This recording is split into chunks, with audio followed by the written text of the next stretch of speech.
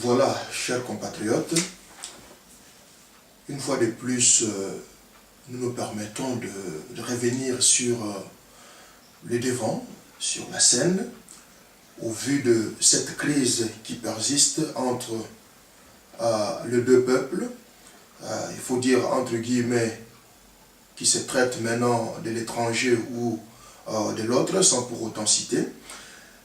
Je crois que le peuple, à quelque part, a sa part de responsabilité, a aussi ses droits de se défendre, voire de s'auto-prendre en charge.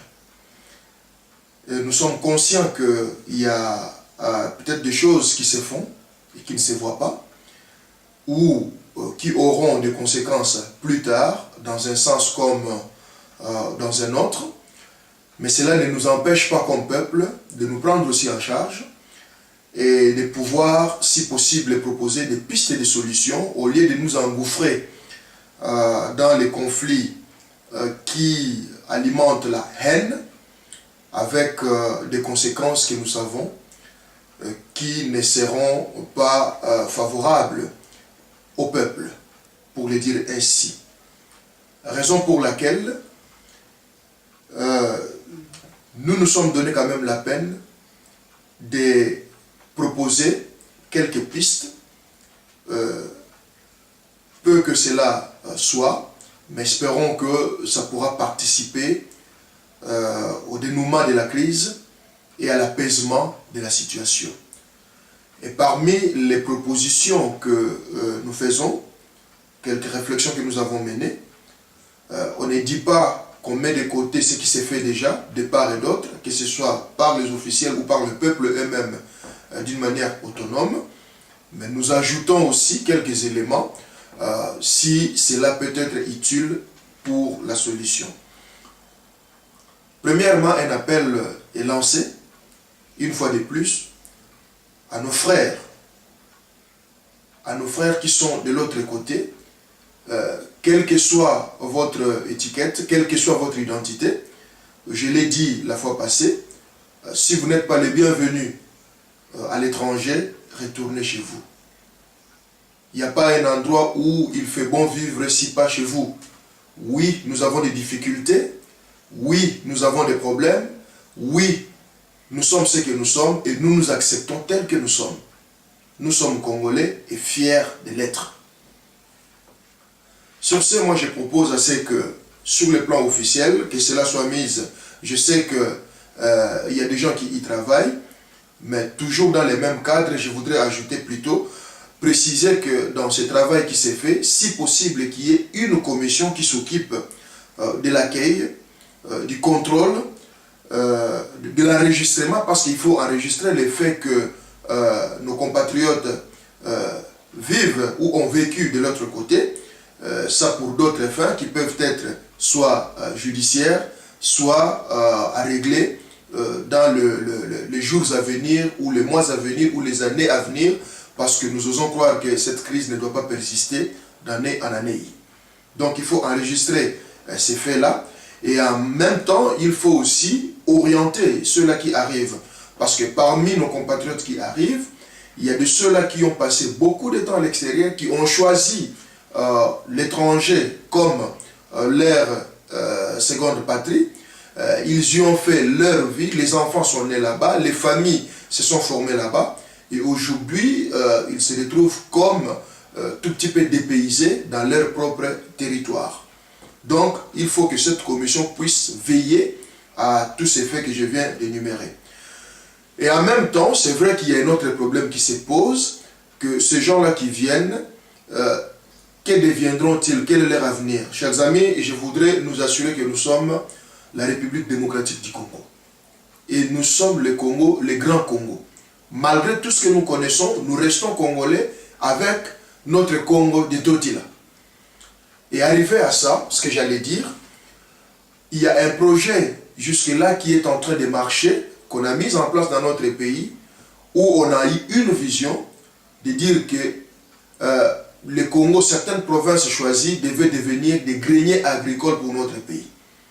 Et vous savez que nous n'avons que notre terre, d'ailleurs qui pose problème et qui pose aussi jalousie à d'autres nations, et nous allons utiliser notre terre. Et c'est dans ce sens-là que je voudrais, moi, renforcer, pourquoi pas profiter de ces projets greniers agricoles, que de tous nos compatriotes qui arrivent, qu'on puisse les orienter pour renforcer, bien sûr, ces projets de greniers agricoles. Je voudrais être précis et clair. Quand on parlera des greniers agricoles, que les gens ne se fassent pas l'idée qu'il n'y a que le problème ou le travail de labourer la terre. Projet grenier agricole suppose une série d'actions, de travaux, de métiers qui doivent contribuer à l'accomplissement justement de ces projets greniers agricoles. Il y a de ceux-là, bien sûr, qui vont labourer la terre. Il y a de ceux-là qui s'en occuperont de la logistique. Il y a de ceux-là qui s'occuperont de l'installation. Il y a pas mal de choses qui doivent se faire. Mais le projet, d'une manière globale, est appelé grenier agricole. Donc, moi, je propose à ce que tous nos compatriotes qui arrivent, bien sûr, qui sont volontaires, qui veulent s'occuper, au lieu de rester chômeurs sans rien faire, qu'on puisse les orienter vers ces projets greniers agricoles. Outre ces projets greniers agricoles, nous avons aussi une institution dans notre pays, justement, qui s'occupe aussi de la production agricole, qui est basée même à Kinshasa, où il y a eu même déjà certains résultats qu'on a déjà entendu parler. Pourquoi pas récupérer tous nos jeunes gens qui arrivent, au lieu de les laisser traîner dans la rue, à la merci d'une récupération politique, ou à la merci des seigneurs de guerre, parce que c'est ce que veulent ceux qui nous provoquent dans ce sens-là. Ils veulent finalement créer une situation comme ça là, où que le désordre règne chez nous, pour qu'ils puissent en profiter. Mais moi je pense qu'il faut occuper tous ces gens-là qui arrivent, les orienter vers justement ces projets greniers agricoles. Comprenez que c'est un speech, je ne pourrais pas donner plus de détails, mais je donne juste de grandes lignes dans ce sens-là. Et parmi d'ailleurs les provinces qui sont dans ces projets greniers agricoles, il y a bien sûr la ville-province de Kinshasa, où se trouve le siège même, je crois, de cette institution, les noms m'échappent. Il y a aussi la province de Bandundu, bien sûr sous le leadership de monsieur le gouverneur Jean Kamisendou, qui est même l'auteur, je crois, de ces projets. Et pourquoi pas les mettre, bien sûr, en action par rapport à cette action. Il y a aussi la province de l'Équateur. Et vous savez que l'Équateur, là nous avons la forêt, là nous avons l'eau, là nous avons la terre. Donc il y a beaucoup de choses qui peuvent se faire. N'oubliez pas que la première richesse et la grande richesse, ce n'est pas seulement la terre et le sous-sol, mais aussi la main-d'œuvre. Donc voilà une occasion d'occuper nos gens qui arrivent, dans le sens aussi, voilà, de faire taire tout ce qui s'est dit, dans le sens que ces gens qui rentrent chez eux vont mourir de faim, vont souffrir, ainsi de suite.